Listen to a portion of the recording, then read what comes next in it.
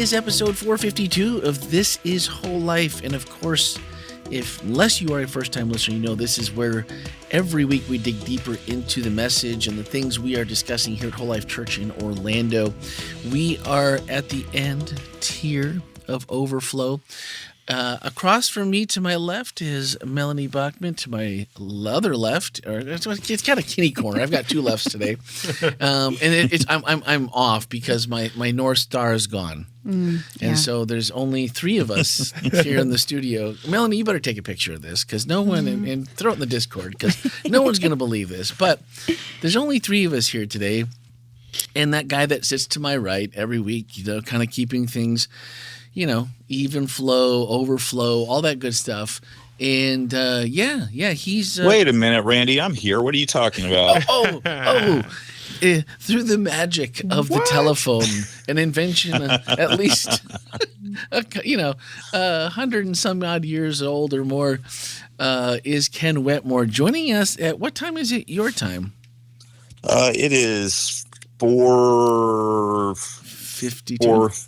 4:52, yes. Ouch. Yeah, there you go. See, now that's dedication. That's your lead pastor, ladies and gentlemen, here at Whole Life Church in Orlando, except he's in San Diego? Yeah, Am I West right? Coast, San Diego. Yep. I'm attending campus pastors meetings in San Diego every year. The lead pastors of Seventh-day Adventist University and colleges, campus churches get together, and of course Advent Health is our campus church, so I get invited to go to those, and so that's where I am right now. Well, there you go. Shout out to Advent Health University and anyone listening there. Yesterday, I think it was in the morning, if you go to the Discord channel, and if you swipe up in today's show notes, you will find a link to the Discord channel. I would invite you to be a part of that. Different things that we do here that it's hard to describe in an audio podcast will, find themselves there, and other things. I believe it was yesterday morning, Mariana Parente said it's hard to believe it's been a whole year since episode 400, which makes sense since we're taping episode 452. Yep. She sent me a picture we celebrated that milestone by recording on her pool deck in the backyard. We catered some lunch and had about 15 people I think we had room for. So yeah, that was fun. And that was just a really good memory yesterday to see that pop up. And then I posted the only other picture I had, I think Ellie took. So if you have any pictures, throw them in there. That'd be kind of fun if you were in attendance. But hard to believe it's already been a year since then. I know my wife doesn't listen, so it doesn't really matter, but happy 25th anniversary. Oh, congratulations. So, yeah, it's the silver one this year, so there you go. Yeah. Lots of big things happening in January, including Ken's birthday. Oh, wait a minute. What? Ken had a birthday? Say what? Oh, man. So Ken, Saturday night, I haven't seen you since, we all got out of here. You haven't seen me since. It was so amazing. I've been completely. Ken left town. That's it. I just there's nothing left. He's like, they're not going to be able to top this. I may as well just go now. Oh, boy. So on a scale of 1 to 10, and I don't want to compare this to any other birthday parties because you may have had some epic parties in the past, but for a 50th birthday party, and I know you only get one. How did this one rate? This was a 14. Sweet. Wow. Yes. It was so good. It was so fun. Everybody, I mean, I am just so grateful to everybody who just put so much time and energy. My wife, Rochelle, and then, of course, the amazing team that is most of you in that room, and then our other staff members who, it was just so nice, and hopefully everybody else had a good time too. I had a blast. It was kind of Ken's favorite thing, so yeah, it was a good time. The only thing I picked, and if anybody was there, they know why I picked the number 14. Yeah, for sure. And the only thing I didn't see physically, now there may have been there, could have been hidden in a box far underneath some wrapping paper or something. I didn't see any donuts, which was the only thing I didn't see. But I'm like, man, SAC Comedy Lab, we had, and proving that Wetmores don't care what time of day it is. If there's a party, they're tuning in. Kyla all the way from Guam to beyond. Yep. Yeah, that was a ton of fun. And then Although she had no mercy on me and whooped me at the game that we played against each other, so that was. Well, I'm sure I don't know. she enjoyed that. It was worth doing again, I'm sure. Which is also a Wetmore thing to never have mercy, just to move, Wow. just to move forward in games. It's like, Yeah, that's that awesome. was one of my memories growing up playing chess with my dad was that I don't know when we started playing, but it was very young, and I don't think I won my first game against him till I was 17 because I was so programmed to lose. It's like a psychological barrier I had to get over. So you're like the Buffalo Bills then. Yeah, exactly. Yeah, well, way to pull that one in. Yeah, well, I was going to just gently be like, well, now the Super Bowl that nobody cares about, nobody wants, and no one's going to watch. And so, well, there you go. Oh, right. Yeah, I'm so sorry. I was just, the Commanders. And you were very nice not to call it the Commanders because. No, we were rooting for the Commanders and the Bills. And it was a sad day for most of us, but I couldn't decide whether I was. The Commanders got beat so bad. I couldn't decide whether it was worse to get beat that bad or to lose like the Bills did right on a close one. But yeah, some days you just got to take. I'm going to go with getting. Yeah, I was going to say. But with the Commanders, hey, we made it way further than anybody ever thought we would at the beginning of the season. So there you go. There we go. So all in all, they could have really made your weekend just that much more special. But I know what was wrong with them. Didn't they know that? We tried. I sent the team a rah note from Ken, and they just didn't pull through. I'm sorry. So. Yeah. Well, hey, again, I want to say a huge thank you to everybody who just made that birthday party so special, and all of you put so much effort and time into it, and thank you. It was just so fun. Thank you. Yeah, and if you missed it somehow, there's still some pictures on social media. Yeah. So there's a little Whole Life Orlando in Instagram. I know you'll find them there. It was a lot of smiles, a lot of laughs, and what would we do without Stevie?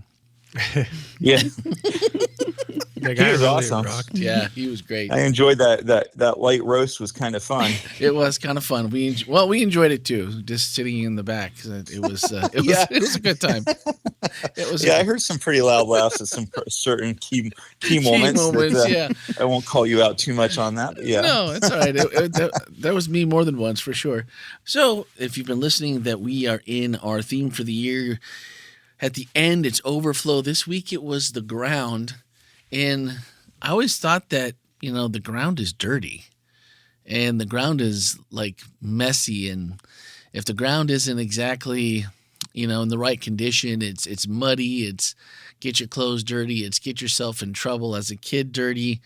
And thinking about, it wasn't anything new in this regard for this part, but God used dust to create humans. And you said putting himself into the finished product, breathing into it, and becoming a living being.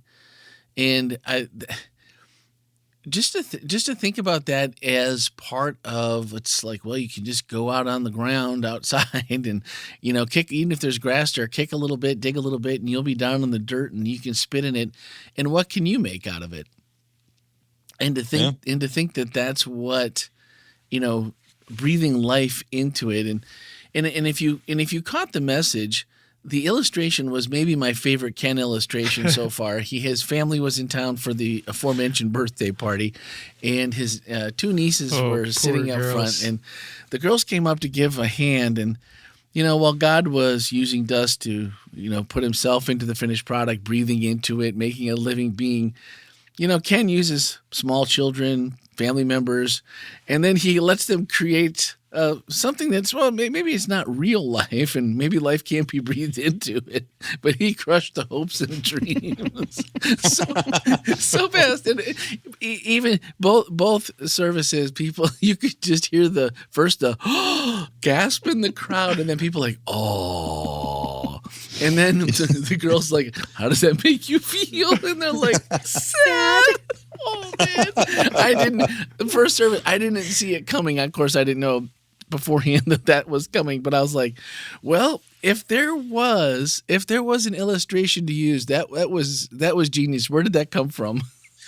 I'm glad you asked that, Randy. That came from Melanie. Wow. Who would have thought, We man? don't need to talk about that. So Melanie, who cut you off on the way to the church on Friday morning as you guys were doing sermon rehearsal? I think it was just a team effort as we were thinking creatively about this. In fairness, she didn't have to ask twice. Oh man, we were talking because we were working on the illustration, and in the original sermon notes and planning, I wasn't going to do that. And she said, I don't know what I don't know, maybe this, I don't know if it's too mean, but it'd be really, if you crushed it, that would be really impactful. And I was like, oh yeah, yes it would.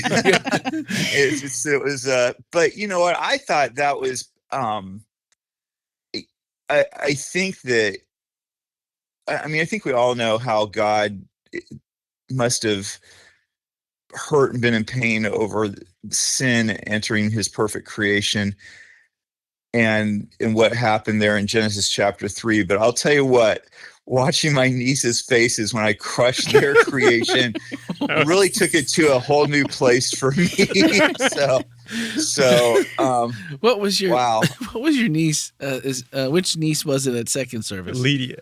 Lydia. Oh. No. Okay, so tell me about that one. Tell me what you were going to say there. When literally after she said, before you asked her how that made her feel, she had legit 10 seconds of her mouth dropping and her eyes looking like, is it okay to hit Ken? I don't think I can hit him, but I want to. So let's give that girl an Oscar, okay? Because Mary Grace in first service did not know that was going to happen. I did not tell her ahead of time. I didn't know it. Lydia was there, and Lydia saw it happen. And so for second, I did not tell Lydia. I thought second service, well, this won't be as good a reaction but I didn't tell Lydia to act surprised or anything.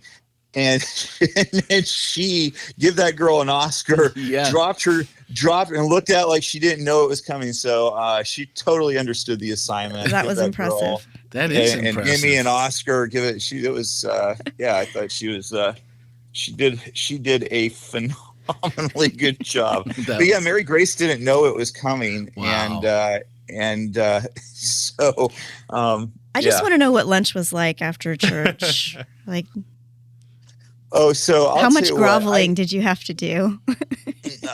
Well, I guess they know Uncle Ken pretty well already. So this is so there was. This is to be expected. So if it makes any difference to you, I had told them about parlor donuts. So we had parlor donuts for nice. Dessert at lunch. So and you didn't mash any of their donuts. Hard feelings. No, I did not. I made sure that they were in good condition.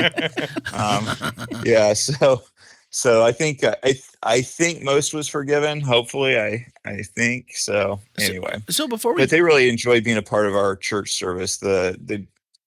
Both girls really talked about how much they enjoyed church, and then the other thing I just have to shout out to their Sabbath school teachers, my nieces and nephews. You kind of sometimes you're like you want to know. I said, hey, how was Sabbath school today? Oh, it was so good. It was really good. And so shout out to their Sabbath school teachers. Thank you for being amazing and giving them a great experience at Whole Life. Man, that's cool. Just what a weekend all the way around. So, yeah, it really was. So before we go on, the reason that both girls had that much time to make this creation on stage, it was about 10 minutes, was because we did our annual survey, but it was a little bit different this year. Ken, do you want to talk about that a little bit? Oh yeah, thanks for giving me that opportunity, Randy. That's awesome. So we have been working on, I call it the 5 to 20-ish year strategic plan for Whole Life, and we've been working with a phenomenal consultant who's been helping us. We have the Whole Life Church Board put together a committee called the Strategic Planning Committee. And that strategic planning committee has a subcommittee that's really been putting in a lot of hours working on this strategic plan. And so out of that came a survey that is actually still live as you're listening to this. And if you haven't taken it, I'm sure that Randy will put it in Discord and also in the show notes. It's on the front page of the And website right now. it is. Yeah, it is live through what is this Sabbath's date. It's what, February 1? To the first, Yes. So February. So if you're listening to this after February 1, I'm sorry, Yeah. not live anymore. But if you're listening to this before, you can go and take it. There's 35 questions, and basically anybody, you don't have to be quote unquote an official member of Whole Life. If you're a part of our community, we want you to take it. And what will happen is the information that you share in the survey is going to help us as we think about the future of Whole Life. And we need to have your voice. We'd like to get as many surveys as possible. If you're taking the survey, like I said, it's 35 questions. It's multiple choice, except for I think the last 2 questions that I think are open. On the multiple choice, you can only pick one answer. So if you kind of get stuck between 2 answers, just pick the one that feels slightly better than the other. If you can't figure it out, just flip a coin on it and go with that. But you pick one answer, and again, we're looking for your honesty. We need honest feedback to help us as we look at the future of this church. So it's kind of fun to be doing strategic planning, not from a place of, oh no, we're in trouble, we've got to get things figured out. We're actually doing this very proactively, because not, like I said, not because there's anything wrong right now, but to just ensure that we're really on track and where we need to be moving into the future, and that we have a really well thought out, well defined plan moving forward, and a plan that's flexible with the Holy Spirit. And that's one of the things I've really appreciated about this process and what's coming out of it, is that the plan is very prayed over and it's been a very spiritual experience working on this. So Randy, you and Melanie have both been involved pretty heavily with that. What's the experience been like so far for you? I think it's been a good experience working together with the team, because you feel aligned with people, but you don't really realize how aligned you actually are until you get in a room together and you start talking about what's important and, what the values are and where you see things headed.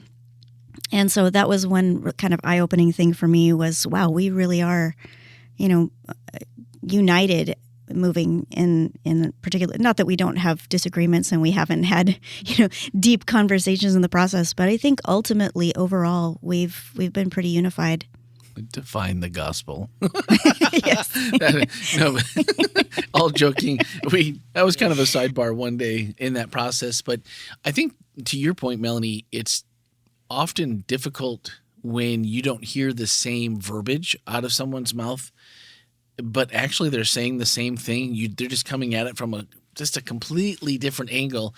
But when you get right down to it, and at the end of it, you're like, oh, well, yeah, that could mean that as well, or I never thought of it exactly that way, the way you're putting your case together for this. And so it really does make you think about, do I believe this because I think that's what the word means or the concept means, or what I have taken my own values and my own biases and put on here, or is this really what I feel? So I feel like through the process, it's really helped redefine and sharpen some of the things that I think for myself. So it's been a unique process, and it's a great group of people. So it's hard to take the extra time, but also it's when you're there, it goes by usually pretty quick because we're busy and just digging in and working hard. So it's been a cool process. I've never been part of this. Yeah, my brother asked me because I don't think that they were completely aware of what we were doing. He said, "So, like, is this a big course correction? Are you like taking the church in a 180-degree different direction? Do you feel like, or is it what?" And I said, "No, really, this is probably a 1 to 3 degree course correction, if you will." Or I don't even know if course correction is just. I would say it's more of getting your, aligning your bearings a little bit more. But the thing is, even a 1 to 3 degree change in direction over the long period it can result in a pretty big difference in where you wind up. And the other part for us is that, we've had a really great strategic plan, I think, for about the last 15 years, maybe 20. And so it's just been time to update it. About every 10 to 20 years, you want to be updating your strategic plan. And it just gives you guidance. It's just like a map. It means that if you don't have a map, you can sometimes get to where you're going, but you take a lot longer. You wander through some places where you didn't necessarily have to go. But when you're strategic and you plan things out, it helps you as much as possible kind of go the quickest way and also the most efficient way. And so that's really what's happening here.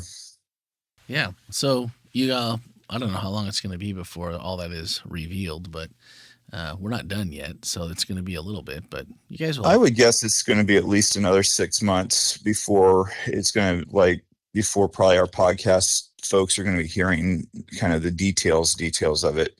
We have the results of the survey and a good bit more heavy lifting to do before we're going to be ready to start pushing things out. But I would guess in about 6 months, people will probably start hearing things. Well, there you go. Tune in 6 months from now. Just stay tuned. Unless you are listening in 6 months and it's like, wow, I heard it on the first day they released it. This is awesome. Congratulations. Yeah, good for you, future podcast listener in the future that I don't know who you are. So let's get back to the message where we were talking about overflow the ground. This is always it's kind of a gross story with the blind man that, Jesus gets down on the ground and spits into his hand and mixes up some mud and puts it on this gentleman's eyes. And then he tells him to go to the pool. Did you mention of Siloam? Did you mention how far that was that this guy had to walk? Do we know? I'm sure we do know. I don't know. But at the moment, don't. But I'm like, if you're this guy, I mean, I'm sure that you're apprehensive. I mean, maybe you've heard of Jesus. Maybe you know what's like, hey, maybe there's a shot at this. And hey, I'm desperate. I'll try anything. But like to have somebody go about it in the manner in which Jesus did, and then to be like, all right, so that's part one. And you're like, wait, there's another part to this? Yeah. Go to the pool and wash all this off of your face, and like, okay, we'll be good. So did someone go with him? I mean, were there I'm sure there must have been someone there. I mean, if I'd have been there and seen this, been wondering like, what is this guy doing, spitting into dirt to make mud to put on this guy's eyes, and now he's sending him off blind to the pool. Someone had to go with him, right? The Bible doesn't say. But he doesn't say. That's what I thought. It's Melanie's looking at me like, was that a yes? Did you have a No? Your head was going up. So No. There's. It doesn't say if he was accompanied or not. It doesn't say if he knew the way or not or anything about that. It just says that he was sent there. Any idea? Anyone have any guesses? I mean, is there prevailing thoughts of this is why, and it just seems weird. I would hope that there was someone there to help. Maybe part of his process was asking for help. I don't know. We just that's kind of open to guesses. Well, Ken followed up with like, "Hey, this is overflow. Overflow is living the kingdom now, here and today." And he said that, overflow isn't safe or predictable. And I'm like, oh, I hate that already. This part, I'm not sure. This sounds like velvet sledgehammers ringing in the background somewhere. But bringing restoration, and God is in the business of restoration. And sometimes it's through the pain, the holes, or maybe the weaknesses. And then you have to ask yourself, do you still want overflow now that you know what it maybe could look like, maybe often what it's looked like maybe for you in the past, not knowing what it was, and just knowing what you're signing up for. It could be really messy, really uncomfortable. And there's so many times if you look back and think of places where maybe this has happened to you, I'm thinking of a time in my life and it was like lots of judgment that followed that. And you're like, well, why would I want this? Why would I want this to be part of what I go through? And then Ken just was like on cue as I'm thinking about this. I was literally, because I didn't hear that part of the message on Saturday, and I'm literally typing last night. I'm typing this out. Why in the world? And then Ken was like, "Overflow is about being sent to so the world around you can experience restoration." I was like, darn it! I knew there was a good reason. Oh man, this just seems like one of those things that it seems like I should want it. And when you see people that do it, and you're bringing that restoration, or you're being open to what the Holy Spirit has, and you're like, oh man, that's good. I remember that. That's happened to me before. That feels good. But also, it is so scary sometimes. Even if you're a person that's generally okay with, I don't care what comes. I can usually handle situations, and that can still be really scary. So I remember a while back, Ken, you said something to the effect of, be careful what you pray for because he might say yes. And that feels like that's totally applicable right now to this.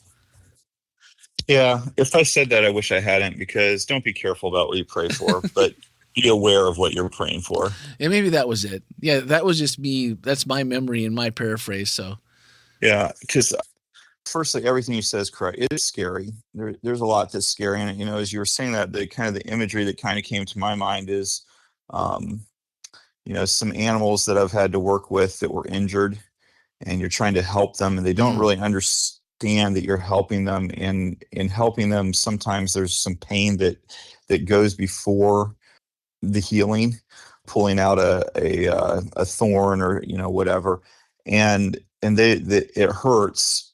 In the end, it's what's best.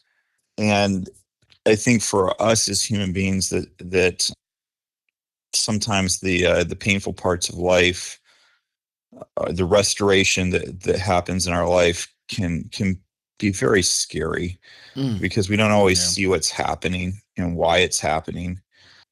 But at the same time, I think about I think that probably one of the big jokes on Saturday night was the roast with Steve was about my penchant for talking about Guam, and which totally fair. But I think one of the reasons why I talk about it so much is Guam was an incredibly painful experience for me in the very beginning. It was the first 2 years of my time on Guam were probably some of the most painful years of my life. There was so much growth that needed to occur in my life, and I really feel like God allowed, and it's kind of going back to last week, that God allowed me to kind of have some of the rough edges start to be rubbed down a little bit there on Guam. And I think that's why it's such a formative experience, and why it's such a go back to experience for me, because there's so much that I learned about myself, and there are just some of the very best times in my life were there, and some of just the absolute lowest points in my life were there. And so, and yet, if you know me, I would never trade that experience because of how much I talk about it. I don't really have a desire to go through that ever again. Some of the things that I went through. And yet I'm really grateful for that experience, because God was doing a work of restoration on me there that started laying the foundations for me to become a pastor and to be a better pastor than I would have been without that experience. And so don't be careful what you ask for, just be aware of what you're asking for, and recognize that the process sometimes, that as much as we would like a painless, easy growth, that almost all growth involves some degree of discomfort. Yeah. No, I really appreciated the conversation that we delved into pretty deeply last episode in 451, and just thinking about and talking about how that the pain and what causes the pain and what can be the benefits of it, even though we don't really want to, and going through that, it really seemed like when you started talking about this and the realization of, man, there's some really uncomfortable things that are going to come out of this, no matter how positive or how good, or even if we could see the outcome. I think in a lot of cases we would still go, wow, there's going to be some really rough patches through this process. But I kind of felt like we were prepared for it since we talked about it last week. So the other one too was just thinking about all those experiences and doing that. And if you were at the birthday party, your son Eric came up and gave a really, really cool tribute to you as a father and as a pastor. And it just made me think of, as you were just talking about that maybe Eric doesn't have that same speech if it's not for all the trials that you went through on Guam, you know? I actually very firmly believe that, Randy.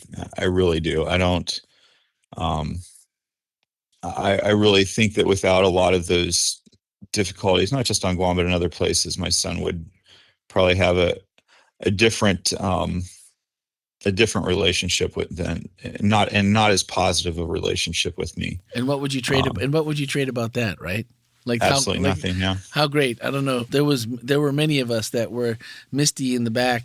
And so there's one of us up front too. I was going to say you did a great job keeping everything together. So that was really, really cool.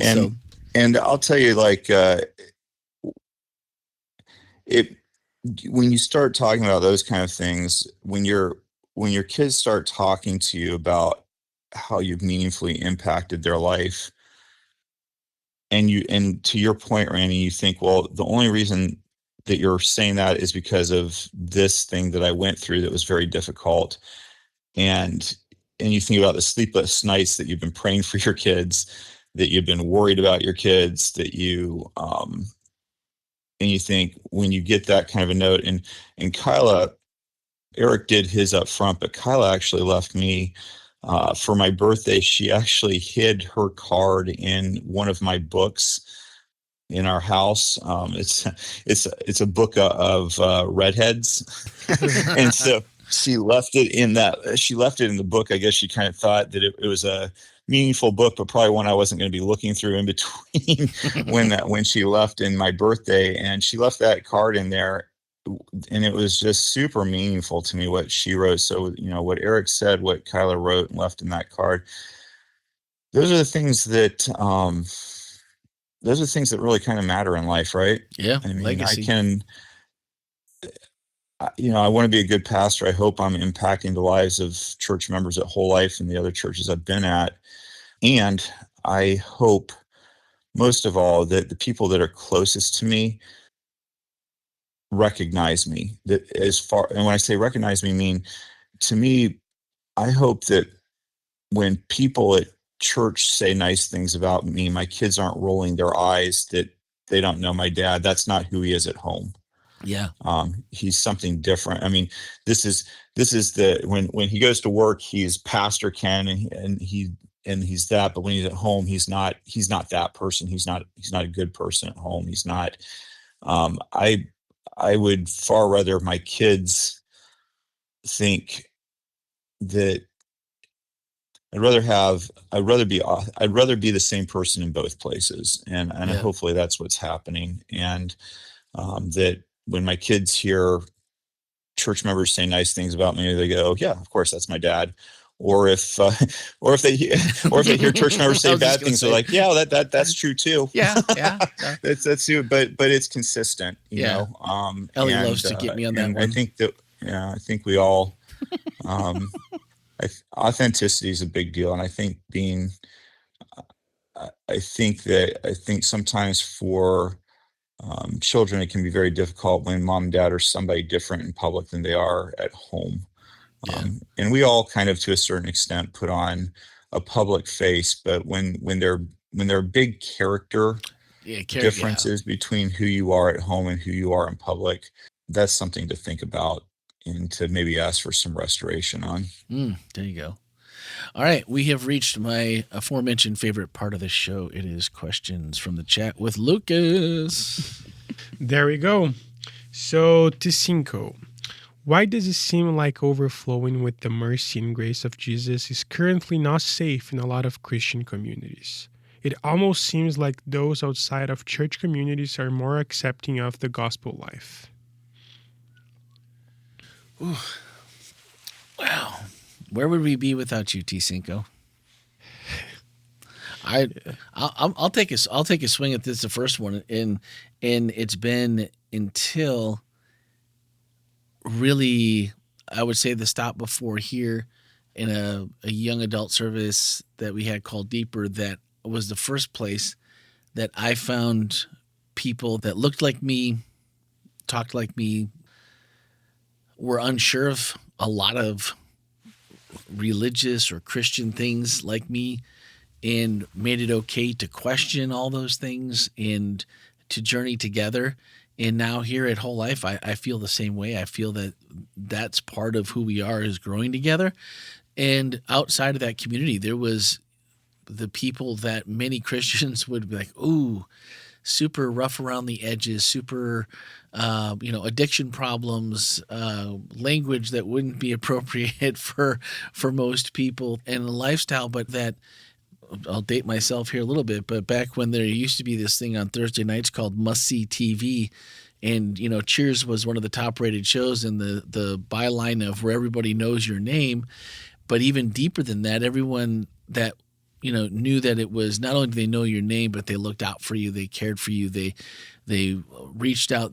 Most people, you may never know them outside of that singular place that you met, but took a very deep invested interest in you as a person. And not to throw shade at the Christians that I knew at the time, because I think they were raised to believe a certain way of doing things, but also that's a part of that growth, and that hard part of just sharing yourself and sharing your own weaknesses and allowing people in, that I think is super tough, and maybe a part of the overflow that maybe we overlook a little bit as its importance, because one, you just we typically don't want to share. Sometimes we overshare. Sometimes it's trying to get it off your chest, and it's hard if you weren't raised with an idea that we're all on this journey together. Jesus died for all of us, and we're all at a different place. And we have to be, as the grace we want is the grace we have to give. And we're all in a different place with possibilities to and from to do that. So, T. Cinco, I definitely hear what you're saying, and I've felt that, and I'm glad that I'm here. But also, while it's nice to be here, it's nice to be in this community. If we're not actively, like Ken was talking about in the message, putting ourselves in that place to let that overflow, who else is out there in that same way that I used to be, going, man, I really wish there was a place that I could belong, and that I could be in. Well, I think it's particularly confusing right now because you have, there's a situation with a pastor asking President Trump to show mercy last week, and there were a lot of people who were very, very extremely angry about that. And I think much of the non-evangelical world is saying, wait a minute, isn't mercy like a thing for you guys? And so, I wonder, if maybe this has something to do with what T. Cinco was talking about, with sometimes it's easier to show mercy if you're not a Christian than if you are. Oh, for especially sure. If you have, especially if mercy does not align with your purposes. I think it is easier because there's no expectation of you doing so. It's almost, you're a good person. And it doesn't. To me, on that side, it doesn't seem to be as big a deal, because it's just being who you are. It's being a good person, versus all of the virtues and the rules and the things that of course you should, and how come you're not? Because that's what we expect of you, even if you're not good at it, or you're in a spot where you're struggling and we don't know it because we aren't that close, we're not that connected that we would share our struggles. So for us, it's like, well, yeah, how come you're not participating and jumping in and extending this mercy or grace, when I think there's so much more that goes into it that makes it so much more difficult. That's a good observation. I like that. Yeah, I'll jump in on that too. I've been a little bit surprised at the outrage towards towards that Episcopal pastor who spoke. It was in a church, and I've heard people say, "Well, there's no place in church to be addressing, you know, a government leader in that way," and I'm a little confused. Why not? I've watched her comments numerous times, and she asked for some biblical things, and I saw one comment where somebody said, how dare she confront him in a space where, in and where he, she said it right to his face. I'm like, well, isn't that isn't that the most Christian of things, to say it to somebody's face? It's a public leader. It's a public place. Whether I eh, Spiritual leaders are supposed to speak. It's all throughout the Bible. You see prophets speaking to kings in front of large groups of people and confronting them when they feel like something isn't correct. And I think, to not say something, she wouldn't have been doing her responsibility if she felt like God was telling her to say something. She didn't say it in an unkind way. She didn't denigrate. She didn't denigrate his character. She simply asked for a spiritual principle that I think we should all be able to agree on, that all of us desire mercy. And she was speaking to that. And I've heard people say, well, we're talking about, in one case, about, people who have come illegally into this country. And she was suggesting that these people shouldn't abide by the rule of law. And that's not what I heard. What I heard her say was, show mercy. Mercy does not mean that there aren't consequences, but it does mean that we treat people with respect and with mercy. And I have to say, as a pastor, without getting into policy issues, I feel a deep concern for the level of hate and vitriol and anger. I shouldn't say anger, but the hate and just the lack of respect for human dignity that I see occurring here in the United States. And if we can't talk about that as pastors, then we might as well quit being pastors.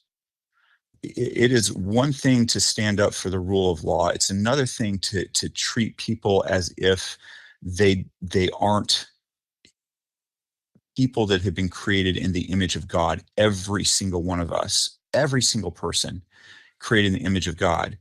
And while every single one of us has flaws and issues, every single one is deserving of respect and deserving to be treated the way that a merciful God treats us.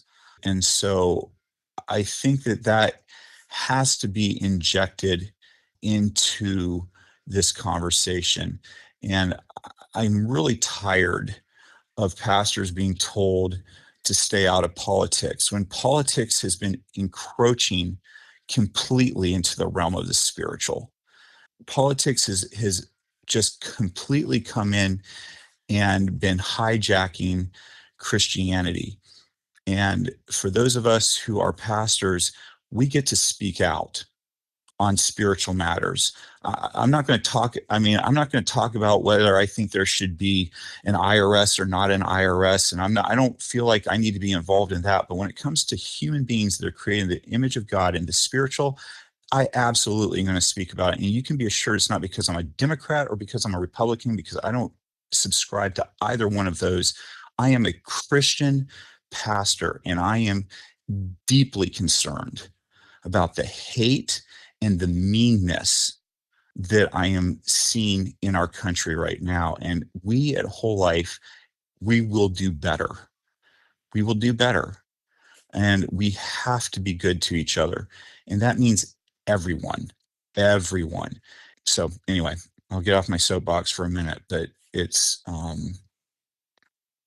I'm really concerned. Yeah, I think if the I baseline is supposed to be do justice, love mercy, and walk humbly with God, and you can't find yourself able to participate in that, then are you really a Christian? That's the measuring stick. what you just said is love mercy, do what's right, and walk humbly with God. And humility is a vanishing quantity in the public space of American life. There's not a whole lot of Christ washing the feet of the person who is about to betray him.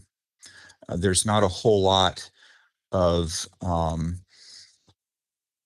people saying, you know what, no, your needs are more important than mine, which is, one of the other core beliefs of Christianity is that selfishness is not correct, that it's sinful.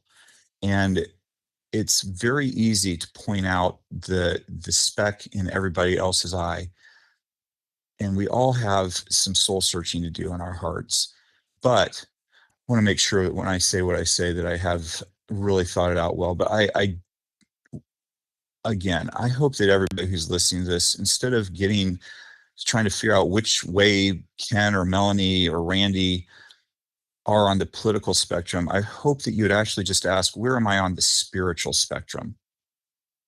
Where does this play into the core concepts of the Bible? And how am I doing with that? How am I doing with that? How am I impacting the world with those core concepts? And to T. Cinco's point, mercy is a core concept of the Bible. Love is a core concept of the Bible. Love is defined in 1 Corinthians 13. And how am I doing with that? And then how can I overflow with those things into the world that is within my space? I just hope that's something that we can do. Absolutely.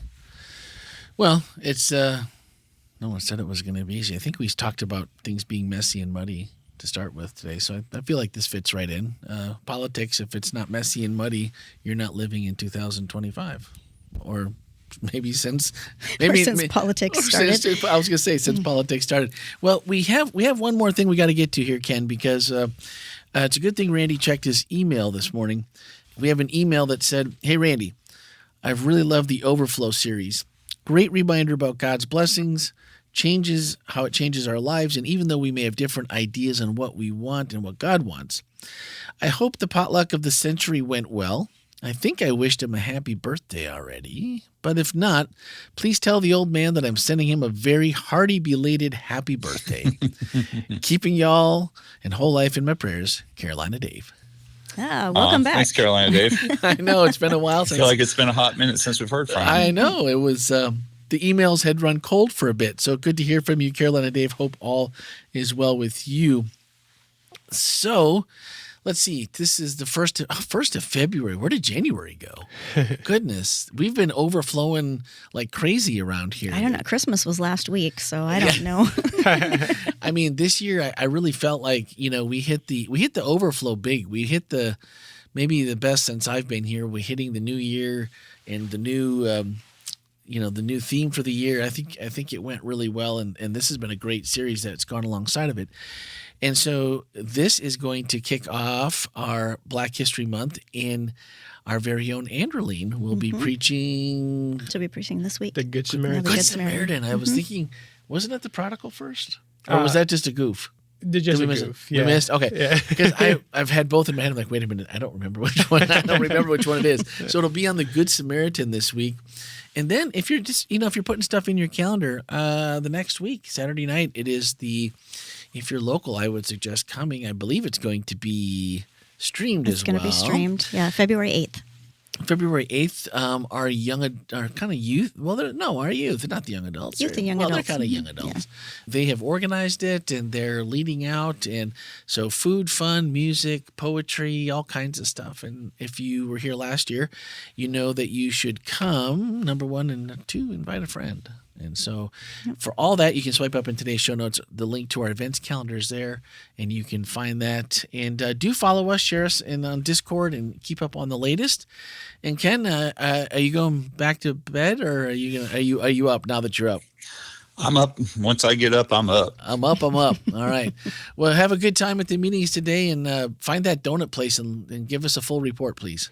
Will do. And our speaker from last year, Black History Month, Andreas, sends his hellos to everybody. And we were talking about, yesterday he was talking about what an amazing experience he had at Whole Life, and just how well he felt, just how kind and well treated he felt at Whole Life when he was here. So nice. Just good job, church family. So he really enjoyed his visit with us. Well, good. Tell him we said hi and ask him when he's coming back. I will do that. I actually did ask him that because he was supposed to be able to go to Disney last time, and the weather didn't cooperate. Right. So I said, when are you going to come back and do that? And he's like, yep, we're looking for a date. So hopefully we'll see him soon. Well, tell him there's an empty chair next to the table for the podcast if he comes, even if he's not there preaching. We go. He can come and hang out with us. Yeah. That'd be fun. Okay. Well, guys, that's going to do it for this week. Thanks for listening, and have a great week.